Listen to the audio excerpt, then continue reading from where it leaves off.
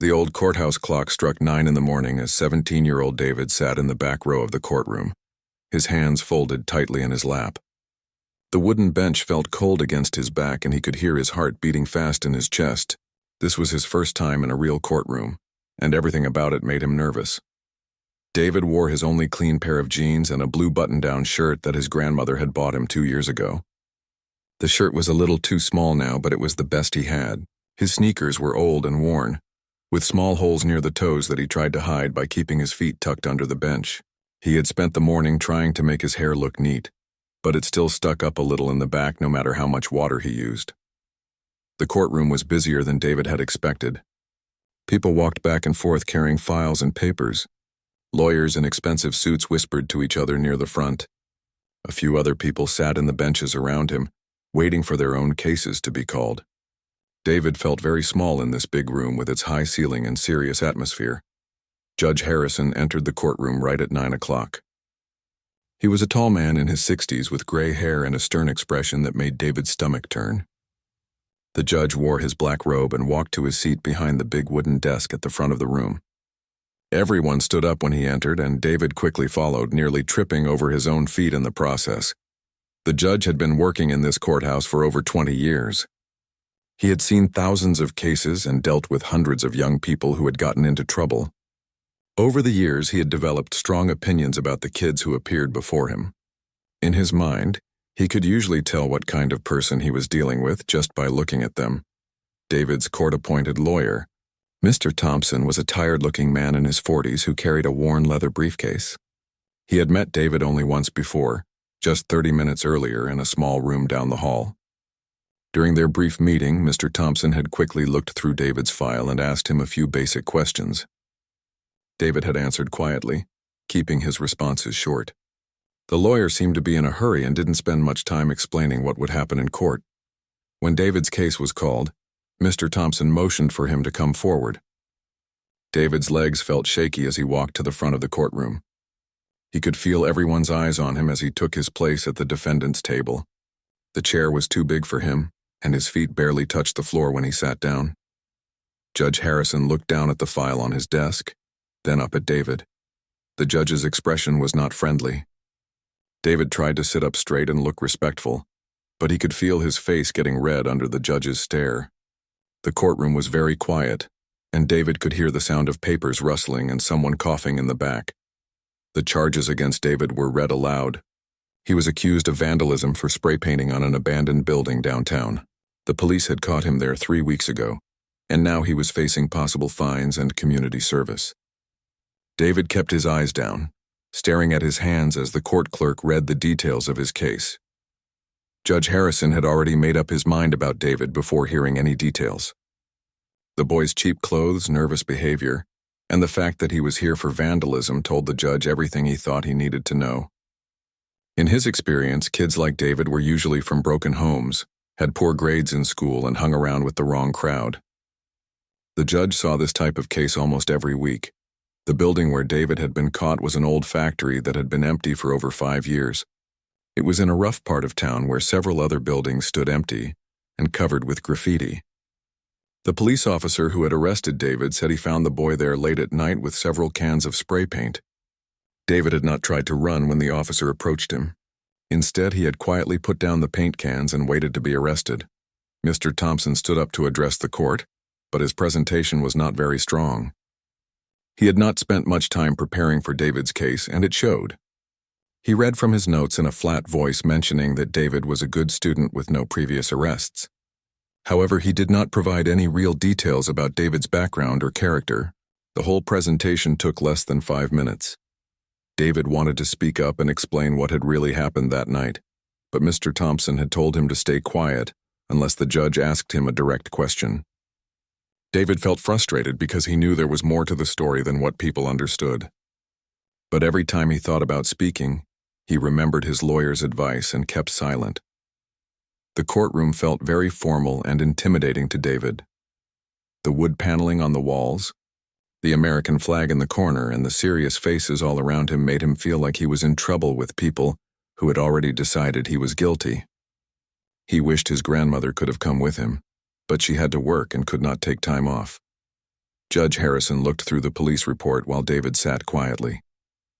The judge noticed that David had been cooperative during his arrest and had not caused any problems.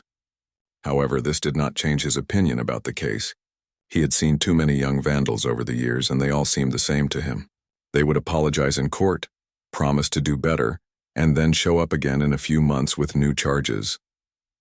Other people in the courtroom were also watching David and making their own judgments. The court reporter typed quietly at her machine, recording everything that was said. A few people in the gallery whispered to each other, probably wondering what this teenager had done to end up in court on a Tuesday morning. David could feel the weight of all these judgments, even though he tried not to look around the room. He focused on keeping his breathing steady and his hands still. His grandmother had taught him to stay calm in difficult situations, but this was harder than anything he had faced before.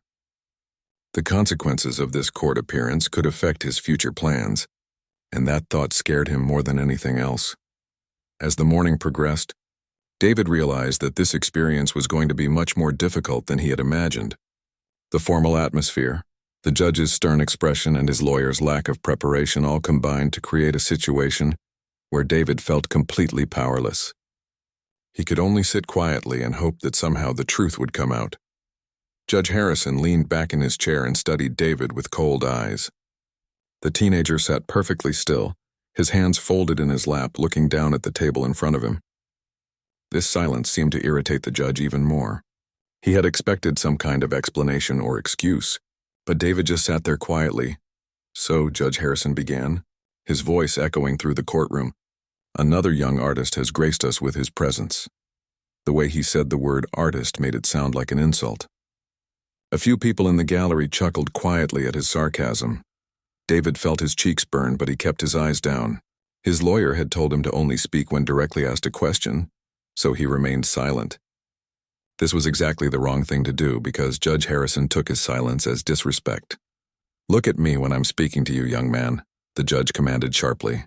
David slowly raised his head, his face red with embarrassment. The judge's stern expression made his stomach feel sick. "Now then," Judge Harrison continued, shuffling through the papers on his desk.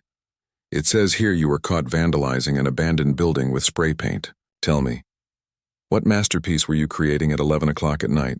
Were you trying to impress your friends with your artistic talents?" The question hung in the air. David opened his mouth to speak, then closed it again. How could he explain what he had really been doing? He knew it would sound crazy if he tried to tell the truth. Instead, he just shook his head slightly and whispered, "No, sir." "No, sir?" Judge Harrison repeated mockingly. "That's all you have to say for yourself? You destroy other people's property and all you can manage is no, sir?" His voice was getting louder now, and David could feel everyone in the courtroom staring at him. The court reporter's fingers moved quickly across her keyboard, recording every word. The bailiff stood near the wall watching the scene unfold with a bored expression. He had seen Judge Harrison tear into young defendants many times before. This was just another Tuesday morning in his courtroom. "Let me guess," the judge continued, warming up to his lecture. "You thought it would be fun to go out after dark with your spray cans and make your mark on the world.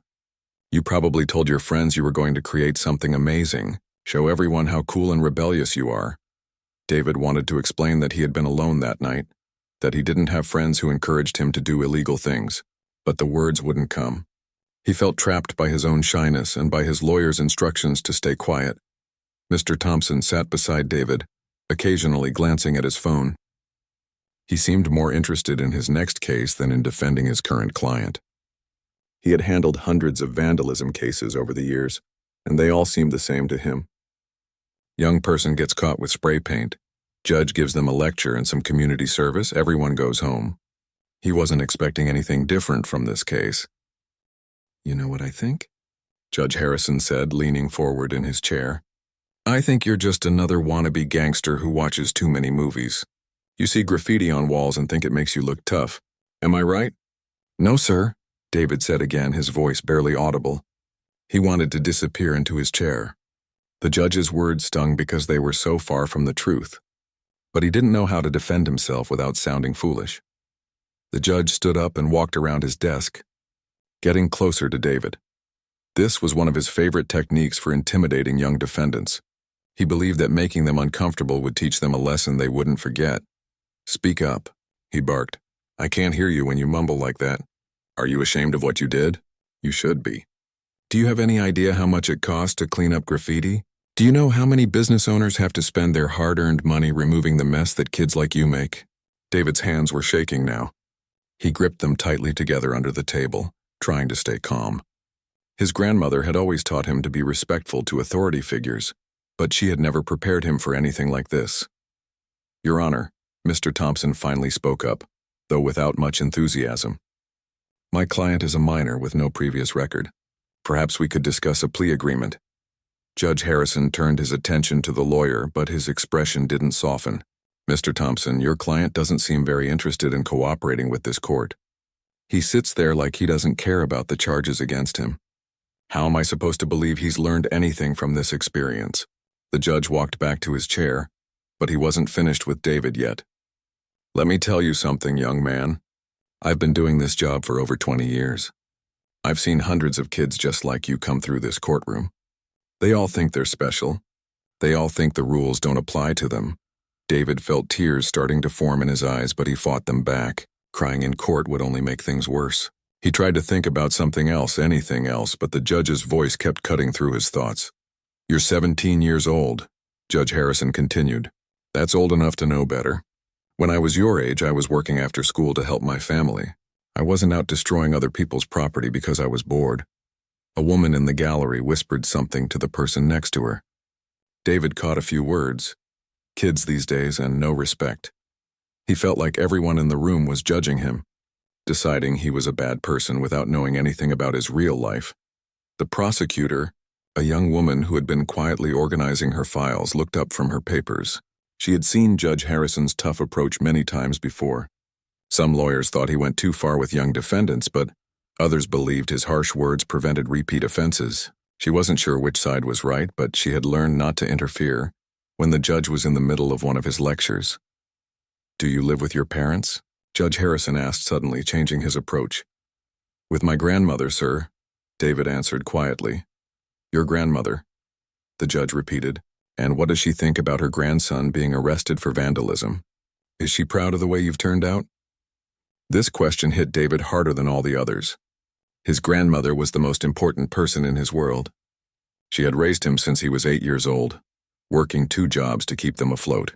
She had always believed in him, always encouraged his interests, even when she didn't understand them.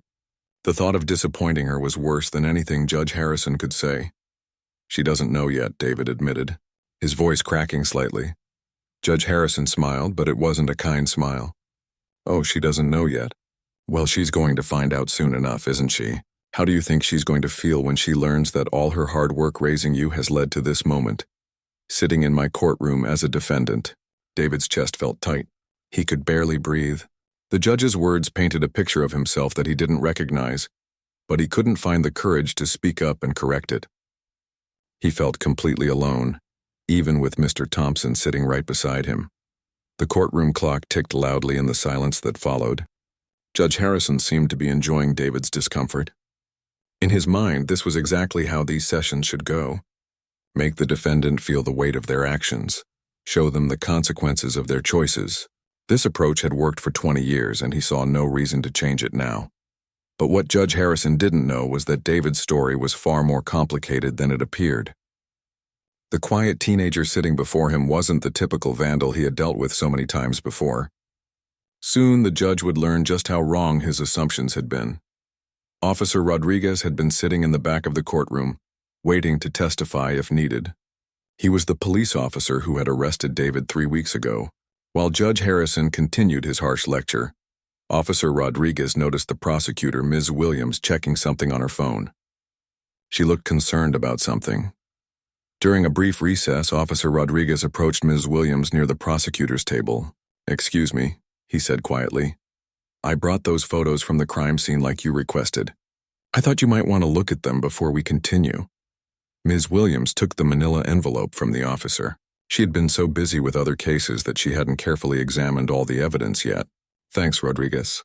I'll take a quick look." She opened the envelope and pulled out several color photographs. The first few showed the outside of the abandoned building where David had been caught. It was an old brick structure with broken windows and weeds growing around it. But as she flipped through more photos, her expression began to change. "Wait a minute," she whispered, holding one photo closer to her face. "What exactly is this?" Officer Rodriguez leaned over to look at the image. "That's the graffiti the kid was working on. Pretty weird stuff if you ask me. Not like the usual gang tags we see around here." The photograph showed an entire wall covered with what looked like mathematical symbols and equations. But these weren't simple math problems. The writing covered nearly 20 feet of wall space, with complex formulas, Greek letters, and intricate diagrams that connected different sections of work. Ms. Williams studied the photo more carefully. She had studied chemistry in college before going to law school, and while she wasn't a mathematician, she could tell this wasn't ordinary graffiti. The symbols looked familiar, like the advanced equations she had seen in her science textbooks years ago. "Rodriguez, did you notice what this actually says?" she asked, showing him another photo. The officer looked confused. "I figured it was just some kind of code. You know how these kids try to make their gang stuff look important? I thought maybe he was trying to impress someone with fake smart-looking writing." But Ms. Williams was beginning to realize this might not be fake at all. The more she studied the photographs, the more convinced she became that these were real mathematical equations.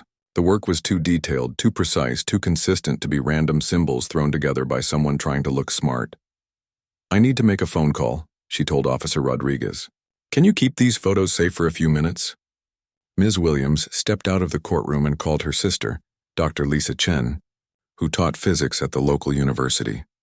Dr. Chen had always been the smart one in the family, earning her PhD in theoretical physics, while Ms. Williams was struggling through law school. "Lisa, I need a huge favor," Ms. Williams said when her sister answered. "I'm in court right now and I have some photos of what looks like advanced math equations. Can you take a quick look and tell me if they make sense?" "Sure, send them over," Dr. Chen replied. "I have a few minutes between classes." Ms. Williams quickly took pictures of the crime scene photos with her phone and sent them to her sister. Then she waited nervously in the courthouse hallway, watching people walk by while her phone remained silent. After what felt like forever, her phone finally rang. Dr. Chen's voice sounded excited and confused at the same time. "Where did you get these?" Dr. Chen asked immediately. "They're evidence in a vandalism case. A teenager was caught spray painting this on an abandoned building." "Why, what am I looking at?" There was a pause on the other end of the line. "This is incredible," Dr. Chen said slowly. "These aren't just random equations. This is a proof for quantum field theory. And it's not just correct, it's elegant. Whoever wrote this has a deep understanding of advanced physics." Ms. Williams felt her heart racing. "Are you sure? Could a high school student really know this stuff?" "Most college students couldn't do this work," Dr. Chen explained. "This is graduate-level material. Maybe even beyond that. Some of these approaches are really creative. I'd like to show this to my colleagues if you don't mind." "How long would that take?" Ms. Williams asked, glancing back toward the courtroom. "Give me 20 minutes. I can walk down the hall and show this to Professor Anderson right now. He's one of the top theoretical physicists in the state." Ms. Williams agreed and hung up the phone. She walked back into the courtroom, where Judge Harrison was taking a short break. David was still sitting at the defendant's table, looking miserable. His lawyer was checking messages on his phone, still not paying much attention to his client. The judge noticed Ms. Williams' return and called everyone back to order. "Are we ready to proceed?" he asked impatiently. "Your Honor, I'd like to request a 30-minute recess," Ms. Williams said. "I'm waiting for some additional information that might be relevant to this case." Judge Harrison looked annoyed. "Ms. Williams, this is a simple vandalism case. What additional information could possibly be relevant?" "I'd prefer not to say until I'm certain, Your Honor. But I believe it could significantly impact how we view this case." The judge sighed heavily. "Fine, 30 minutes. But this better be important." During the extended recess, Dr. Chen called back with even more surprising news. "You're not going to believe this," she said. "I showed the photos to Professor Anderson and he's fascinated. He says this work demonstrates original thinking that could actually contribute to current research in the field." "What does that mean exactly?" Ms. Williams asked. "It means whoever did this isn't just copying from textbooks. They're thinking at a level that most graduate students never reach. Professor Anderson wants to know who wrote this. He's never seen anything like it from someone so young." Ms. Williams felt a mix of excitement and disbelief. She looked across the courtroom at David, who was still sitting quietly with his head down. Could this shy, nervous teenager really be capable of such advanced work? There's more, Dr. Chen continued. Professor Anderson recognized one of the problems your vandal was working on. It's something that's been puzzling researchers for months, and it looks like he might have actually solved it. When Ms. Williams hung up the phone, she realized that everything about this case was about to change.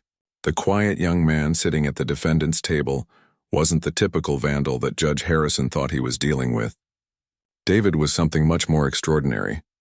She gathered the crime scene photos and walked back toward the courtroom, knowing that the next few minutes would surprise everyone in that room. Judge Harrison was about to learn that sometimes appearances can be very deceiving. The bailiff announced that court was back in session. Judge Harrison returned to his seat, still looking irritated about the delay. David sat up straighter, preparing himself for more harsh words from the judge. But Ms. Williams was about to change the entire direction of this case. She stood up holding the photographs and prepared to reveal the truth about what David had really been doing that night in the abandoned building. Your Honor, she began, I have some new information about this case that I believe the court needs to hear. Judge Harrison looked up from his papers with an annoyed expression. Ms. Williams, I thought we had covered everything about this case. What new information could there possibly be? Ms. Williams stood at the prosecutor's table, holding the crime scene photographs. Her heart was beating fast because she knew what she was about to say would shock everyone in the courtroom. Your Honor, I need to show you exactly what this defendant was spray painting on that building. The judge sighed heavily. Ms. Williams, graffiti is graffiti. Whether it's gang symbols or random drawings, it's still vandalism. That's just it. Your Honor, this isn't random drawings or gang symbols. Ms. Williams approached the bench and handed the photographs to Judge Harrison. These are the actual crime scene photos taken by Officer Rodriguez. Judge Harrison took the photos and glanced at them casually. But as he studied the first image more carefully, his expression began to change. His eyebrows rose slightly and he held the photograph closer to his face. What exactly am I looking at here? The judge asked, his voice losing some of its harsh edge. Those are advanced mathematical equations, Your Honor. Specifically, they appear to be proofs in quantum field theory. I had them examined by Dr. Lisa Chen, a physics professor at the university, and her colleague, Professor Anderson. The courtroom was completely silent now. David looked up for the first time in hours, confusion evident on his face. His lawyer, Mr. Thompson, finally put away his phone and paid attention to what was happening. Judge Harrison flipped through several more photographs, studying each one carefully. The wall was covered with complex formulas, Greek letters, and intricate diagrams that connected different sections of mathematical work. It was clear that whoever had created this had spent many hours carefully working through complicated problems. And what did these professors tell you about these equations? Judge Harrison asked quietly. Ms. Williams took a deep breath. They told me that this is graduate-level work, Your Honor. Maybe beyond graduate level. They said most college students couldn't do calculations this advanced, and they believe some of the approaches shown here are actually original research. The judge set the photographs down on his desk and looked directly at David for the first time without anger in his eyes. Is this true? Did you write these equations? David glanced at his lawyer, who nodded encouragingly. Finally, David spoke up, his voice still quiet but clearer than before. Yes, sir. I was working on a problem in theoretical physics. Working on a problem? Judge Harrison repeated. You mean you were trying to solve these equations? David nodded. I've been thinking about this particular problem for several months. I read about it in a research paper I found online. The abandoned building was the only place I could find with enough wall space to work through all the steps. The judge stared at David in disbelief. You're 17 years old. How do you even know about quantum field theory? For the first time since the hearing began, David's voice grew stronger. I've been teaching myself advanced mathematics and physics since I was 14. I go to the public library every day after school and read textbooks and research papers. My high school only offers basic algebra and general science, so I had to learn everything else on my own. Mr. Thompson looked shocked. In all his years of practicing law, he had never had a client like this. He realized he should have spent more time talking with David before the hearing. Why didn't you tell me this earlier? Mr. Thompson whispered to David. David looked embarrassed. You told me to keep my answers short and only speak when asked direct questions. And I thought if I tried to explain what I was really doing, no one would believe me. Judge Harrison was studying the photographs again, shaking his head in amazement. These equations cover an entire wall. How long did it take you to work through all of this? I had been working on the problem at home for weeks using notebook paper, David explained. But the solution required so many steps that I ran out of space. I needed somewhere I could see all the work at once to make sure it was correct. The abandoned building seemed like a place where I wouldn't bother anyone. Officer Rodriguez, who was still sitting in the back of the courtroom, spoke up. Judge Harrison, I remember now that when I found him, he wasn't trying to run away or hide what he was doing. He just calmly put down the spray paint and waited for me to approach him. Because I knew I was trespassing, David said. I knew what I was doing was technically illegal, but I couldn't think of any other way to work through the problem. Ms. Williams held up her phone. Your Honor, I've been in contact with Professor Anderson during our recess. He's so interested in this young man's work that he's on his way here right now. He said he's never seen mathematical thinking like this from someone so young. Judge Harrison leaned back in his chair, clearly struggling to process what he was hearing. 20 minutes ago, he had been lecturing David about being a wannabe gangster who was trying to impress his friends with graffiti. Now he was learning that David was working on problems that most adults couldn't even understand. David, the judge said, using his name for the first time. Tell me about your background. What's your situation at home? David's posture straightened a little. I live with my grandmother. She works 2 jobs to support us. I get good grades in school, but the classes are too easy. I spend most of my free time at the library because we can't afford to buy textbooks or a computer. And your grandmother knows about your interest in advanced mathematics? She knows I like math and science, but I don't think she realizes how advanced the work is that I'm doing. She finished 8th grade and then had to start working to help her family. She's always encouraged me to study hard, but she doesn't understand the technical details. Judge Harrison looked at the photographs one more time. Dr. Chen and Professor Anderson, they're certain this work is legitimate? This isn't just impressive-looking nonsense. Ms. Williams nodded. Professor Anderson specifically said that David appears to have solved a problem that graduate students at the university have been working on. He wants to verify the solution more thoroughly, but his initial assessment is that the work is not only correct but shows innovative thinking. The bailiff approached the judge's bench and whispered something in his ear. Judge Harrison nodded and announced, I'm told that Professor Anderson has just arrived at the courthouse. With the court's permission, I'd like to have him examine this work in person. A few minutes later, Professor Anderson entered the courtroom. He was a distinguished-looking man in his 50s with gray hair and wire-rimmed glasses. He carried a briefcase and looked excited despite the formal setting. Judge Harrison showed him the crime scene photographs and explained the situation. Professor Anderson studied the images carefully, occasionally making small sounds of appreciation. This is remarkable, Professor Anderson finally said to the court. I've been teaching physics for over 20 years, and I can honestly say I've never encountered a high school student capable of work at this level. He turned to David. Young man, where did you learn about quantum field theory? David's nervousness was fading as he talked about his favorite subject. I started with basic physics textbooks from the library, then moved on to more advanced books. When I got stuck on concepts, I would look up research papers online to see how professional scientists approach the same problems. Professor Anderson smiled. And you've been doing this entirely on your own? No tutors or advanced classes? Just me and the library books, David confirmed. The professor looked at Judge Harrison. Your Honor, this young man has extraordinary mathematical abilities. The work he's done represents not just mastery of existing knowledge, but original thinking that could contribute to ongoing research in theoretical physics. Judge Harrison sat quietly for a moment, absorbing everything he had heard. The teenager he had been mocking just 30 minutes earlier was clearly one of the most intellectually gifted young people he had ever encountered. Judge Harrison sat in stunned silence for nearly a full minute, staring at the photographs spread across his desk. The entire courtroom waited quietly, sensing that something extraordinary was happening. Finally, the judge looked up at David, and his expression was completely different from how it had been at the start of the hearing. David, Judge Harrison said softly, I owe you a sincere apology. The words hung in the air like a surprise that no one had expected. David blinked, not sure he had heard correctly. In all his years on the bench, Judge Harrison rarely apologized to anyone, let alone to a teenage defendant. I made assumptions about you based on your appearance and the charges against you.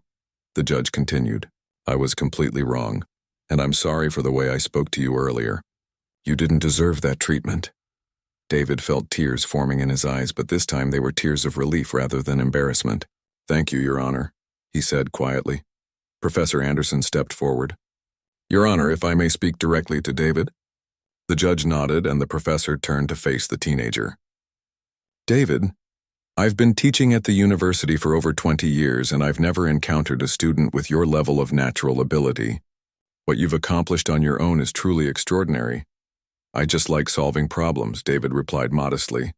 The problem you were working on in that building, Professor Anderson explained to the courtroom, has been puzzling some of my graduate students for months. And from what I can see in these photographs, you've not only solved it, but you've done so using an approach that shows real creativity and insight. Judge Harrison leaned forward. Professor Anderson, what does this mean for David's future? What opportunities should he have? The professor's eyes lit up. Well, first I'd like to invite David to audit some advanced courses at the university while he finishes high school. We have programs for exceptionally gifted students, but honestly, David's abilities go beyond what we usually see. He turned back to David. I've already spoken with the dean of the physics department during the recess. We'd like to offer you a full scholarship to our university, starting immediately if you want it, or after you graduate high school if you prefer a more traditional path. David's mouth fell open. A scholarship? To the university? A full scholarship, Professor Anderson confirmed. Tuition, books, room and board, everything covered. And we'd also like to offer you a position as a research assistant, which would provide you with a small income while you study.